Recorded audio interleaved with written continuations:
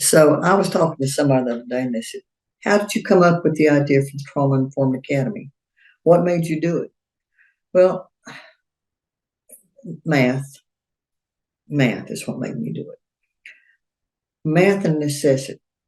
When the pandemic hit, my job of traveling 41 weeks a year to teach trauma informed care kind of came to a screeching halt like everybody else's did. And I was pretty tired anyway. And I thought, I don't know, I just kept hearing all the talk of all the clinical process. And even though trauma informed care talks about being collaborative, which is like this, so much of what I heard was still like this, still power over me. Once in a while, people get here in a real position, probably ought to be about like this because there may be three things that you can't be collaborative about with somebody.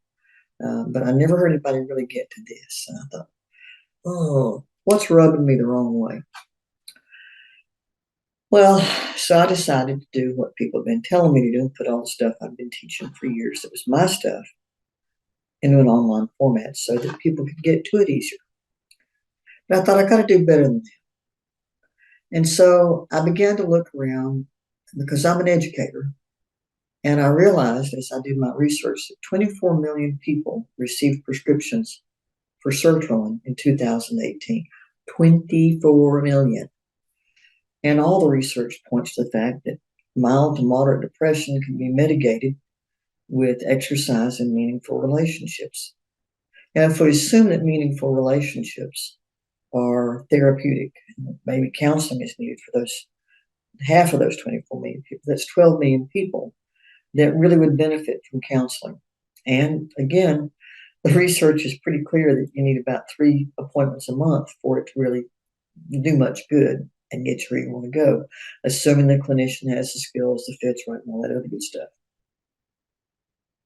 So I'm thinking 12 million people, 3 appointments a month, that's 36 million appointments a month. 36 million appointments a month that need to be delivered for one and only one psychotropic drug. Now, it's easy to say, well, what's wrong with medication? Well, there's nothing wrong with medication. It can be very, very helpful and very valuable.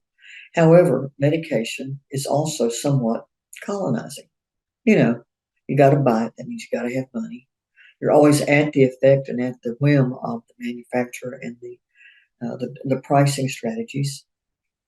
Maybe the raw materials are scarce, like they have been for the medication for ADHD and lithium, which is now competition for lithium is shared with electric vehicle motors and lithium batteries.